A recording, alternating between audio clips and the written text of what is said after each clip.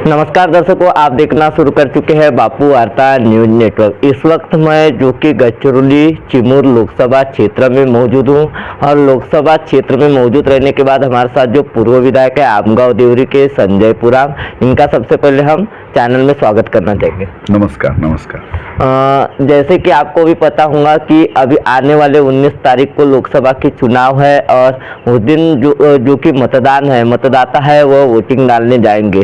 तो उससे पहले कई सारे लोकसभा क्षेत्र में जो कि चर्चाएं चलती है, ग्रामीण क्षेत्र में, शहरों में कई लोगों के जुबा पे नाम आता है कि एनडी किसान, तो कई लोगों के जुबा पे नाम आता है जो कि अशोक नेते। अब अशोक नेते जो कि है वह पूर्व सांसद रह चुके हैं और दूसरी ओर देखा जाए तो कांग्रेस से एक है एनडी किसान जो कि यहाँ के उम्मीदवार है जिन्होंने नामांकन किया है। तो ऐसे बीच में हमारे साथ जो कि है भाजपा के पूर्व विधायक है आमगांव देवरी विधानसभा क्षेत्र के संजय पुराम, इनसे जानने का प्रयास करेंगे कि किस तरीके से जो कि चुनाव की प्रक्रिया तो चली रही है, जनता के बीच में रोष कैसा है और उनके पक्ष की ओर से कैसी तैयारी चल रही है।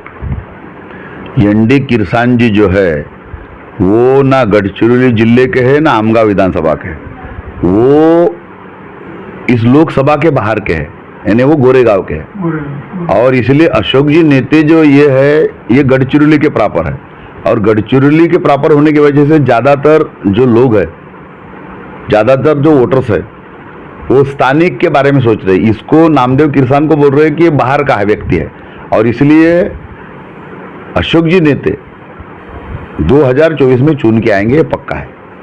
जैसे कि मोदी जी का नारा है 400 पार 400 पार अब की बार मोदी सरकार, तो क्या लग रहा है ऐसे में, जैसे कि भाजपा की जो तैयारी है उसका भी मान रखते हैं, कांग्रेस की जैसे की तैयारी है उसका भी हम मान रखते हैं, आपको क्या लग रहा है जिस तरीके से 400 पार की बात आती है तो कहीं ना कहीं जो कि एनडीए के साथ अलायंस है, भाजपा की यूटी में है सरकार, तो फिर 400 पार कैसे? 2014 से इस देश का नेतृत्व नरेंद्र मोदी जी कर रहे हैं। मोदी जी जब से देश के प्रधानमंत्री हुए हैं तब से किसानों के लिए, गौर गरीबों के लिए, युवाओं के लिए, महिलाओं के लिए उन्होंने ऐसा बहुत सारा काम किया है कि जिसके वजह से इस देश का नागरिक फिर से नरेंद्र जी मोदी को देश का प्रधानमंत्री बनाना चाहता है। और इसलिए इस वक्त जो 400 पार का जो नारा लगा है, आज राष्ट्रवादी अजित पवार गट, शिवसेना शिंदे गट, आरपीआई, पीरीपा, आठवले जी, जोगेंद्र जी कवाड़े, ये पूरी जो देश के जो बड़े बड़े पार्टियां हैं आज महायुति में है और इसलिए इस वक्त 400 पार करना हमारे लिए मुश्किल नहीं है और वो हम 400 पार करेंगे ही। और उस 400 पार में गढ़चिरौली चिमूर लोकसभा भी है। ऐसे में आप विधानसभा की तैयारी भी कर रहे हो, आने वाले विधानसभा क्षेत्र में यदि अगर आपको पक्ष मौका देता है विधायक के अवसर का औचित्य प्राप्त करने का, तो उस समय आपकी भी तैयारी रहेंगी क्या विधानसभा क्षेत्र में? निश्चित ही कि लोकसभा के साथ साथ आने वाले विधानसभा की भी तैयारी हो रही है और इसलिए इस लोकसभा के बाद 4 महीने में विधानसभा लग जाएगा। पार्टी का आज मैं लगभग 2010 से काम कर रहा हूं। पार्टी के निर्देश के अनुसार, पार्टी के आदेश के अनुसार इस विधानसभा में मेरे माध्यम से काम चालू है और निश्चित ही 2024 में भारतीय जनता पार्टी ने फिर से इस मतदार संघ का नेतृत्व करने का अगर मौका दिया तो निश्चित रूप में न भूतो न भविष्यति रिकॉर्ड ब्रेक मतों से 2024 में इस विधानसभा को हम जीतेंगे।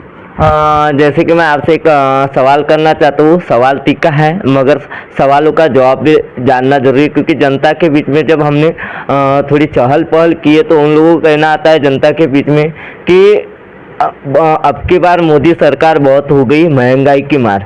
इस नारे के साथ में 2014 में समीकरण बना था, समीकरण बनते ही लोगों का कहना एक तरफ आता है कि गैस हो गए, डीजल हो गया, पेट्रोल हो गया, जैसे कि डीबीटी के अंतर्गत जो भी खेती की जो है, खेत में मारने वाली दवा, उन सभी चीज़ों का जो कि रेट बढ़ चुका है। रेट बढ़ने के बाद में कहीं ना कहीं पीएम किसान के जरिए 2-2 हज़ार रुपये खाते में आ रहे, लेकिन लोगों का कहना आता है कि जो कि खाद की दवा है वो 400 रुपये की आने वाली आज 1100 रुपये के भाव से मिल रही है, सिलेंडर के ऊपर 200 रुपये कम की। यानी चुनाव लगते ही कुछ न कुछ भाजपा की सरकार जो है वह चहल पहल करती है उसके पहले भी। पहली बात तो यह है कि पेट्रोल डीजल ये अंतर्राष्ट्रीय का विषय है, लेकिन जो आरोप हो रहा है कांग्रेस के माध्यम से, इतर लोगों के माध्यम से, मेरा इस क्षेत्र की जनता से नम्र निवेदन है कि ये कांग्रेस के आरोप के ऊपर ध्यान न रखते हुए नरेंद्र जी मोदी ने जो सामान्य लोगों के लिए काम किया है उसके ऊपर ध्यान रखे। घरकुल का विषय था, कभी हमने सोचे नहीं थे कि बीपीएल का अट शिथिल करने वाला प्रधानमंत्री आएगा, कभी हमने सोचे नहीं थे कि ऐसा प्रधानमंत्री आएगा कि हमारे किसानों के खाते पर 6-6 हज़ार डालेगा जो आज 12,000 हो गए। कभी हमने विचार नहीं किया था कि आयुष्मान जैसा योजना लाकर 5 लाख तक का मुफ्त इलाज करवाएगा। हमने ऐसा प्रधानमंत्री देखा जो कोरोना काल में पूरा देश घबराए हुआ था, ऐसे परिस्थिति में नरेंद्र जी मोदी ने देश की जनता को सुरक्षित रखा। कोविशील्ड, कोवैक्सीन, बूस्टर डोज जैसा इंजेक्शन देके देशवासियों को बचाया, और तो और देशवासी मेरा भूखा ना मरे करके हर घर राशन का भी उन्होंने व्यवस्था किया। और इसलिए विरोधकों के पास कोई विषय नहीं है, उनके पास कोई डिबेट करने के लिए चांस नहीं है करके वो इस तरह का वो बात कर रहे हैं। एक सवाल है जो कि जब भी अगर भाजपा कहीं प्रचार करने निकलती है, इलेक्शन चुनावी मैदान में उतरती है, तो कहीं ना कहीं लोगों के जरिए संदेह या विपक्ष के जरिए संदेह निर्माण होता है कि सिर्फ भाजपा का काम ही है कि धर्म के नाम पर वोट लेना और मोहित करना। पहली बात तो यह है कि इस देश के अंदर में सबसे ज़्यादा शासन किसने चलाया, इस देश में सबसे ज़्यादा राज्य किसने किया? कांग्रेस जब से देश आज़ाद हुआ तब से लेके तो आज तक कांग्रेस ने राज किया, कांग्रेस ने सत्ता किया। भारतीय जनता पार्टी की सरकार आके 10 साल हो गए हैं, और अटल जी बिहारी का अगर कार्यकाल देखे तो 13-14 साल का ही वो कार्यकाल रहा है पूरे 75 साल में। और इसलिए कौन जातिभेद करता है, कौन धर्म अधर्म की बात करता है? डॉक्टर बाबा साहब अम्बेडकर जब यहाँ भंडारा लोकसभा में खड़े थे तो सबसे ज्यादा जाति भेद और ये किसने किया? डॉक्टर बाबा साहब अम्बेडकर को गिराने का काम भी कांग्रेस वालों ने किया है। डॉक्टर बाबा साहब अम्बेडकर को 2 बार गिराया गया है, और वो हमको आज बता रहे हैं। अभी तो उससे भी गलत प्रचार कर रहे हैं कांग्रेस वाले कि इस देश में संविधान बदलने वाला है। अगर 400 क्रॉस अगर खासदार होते तो मैं उन सभी लोगों को कहना चाहता हूं कि इस देश का संविधान हमारे बाबा साहब डॉक्टर बाबा साहब अम्बेडकर ने लिखा है, और जो संविधान डॉक्टर बाबा साहब अम्बेडकर ने लिखा है वो संविधान को कोई बदल नहीं सकता। अगर बदलने की बारी आती तो 10 साल से नरेंद्र जी मोदी इस देश के प्रधानमंत्री है, ये कलम को भी छेड़छाड़ नहीं की उन्होंने।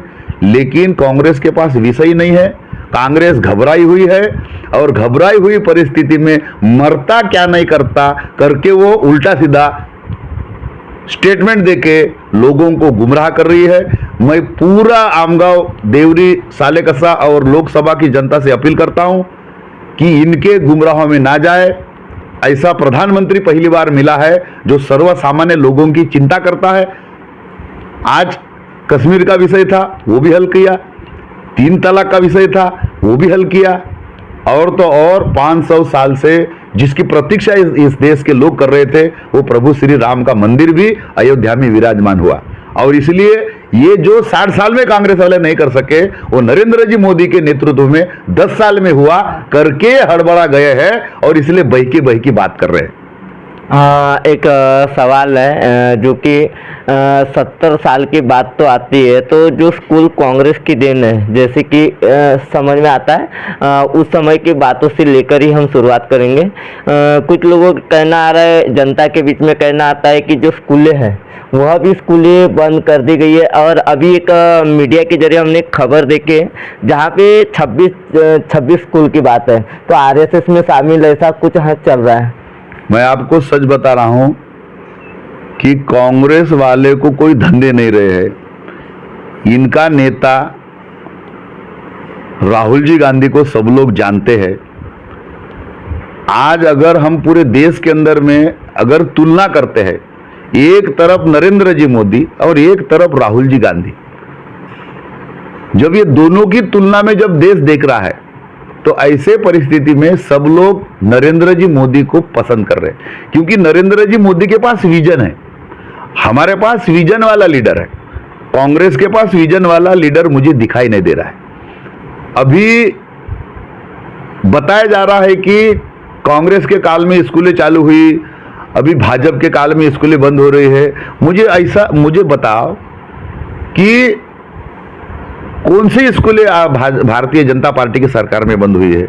एक आध स्कूल का नाम बताओ। और अगर बंद हो भी गई होंगी तो जहां पर एक लड़का है, दो लड़का है, जहां पर 1-1 लाख रुपए का उनको सैलरी दी जाती है, तो एक बच्चे को, 2 बच्चे जहां हैं वहां वो थोड़ा बहुत प्रॉब्लम आ सकता है। लेकिन आज पूरे देश में कहीं भी ऐसी नौबत नहीं आई है कि जहां स्कूल और कॉलेज बंद करें। आज मैं पूरे दावे के साथ कहता हूं, कोई GR निकला नहीं है। ये फालतू में बता रहे हैं कि भाजपा सरकार 26 स्कूल बंद कर रही है, 26,000 स्कूल बंद कर रही है और RSS के हाथ में दे रही है। ऐसा कुछ नहीं है, ये सिर्फ भूल भुलैया है और उस भूल भुलैया की तरफ हमको किसी को भी ध्यान नहीं देना है।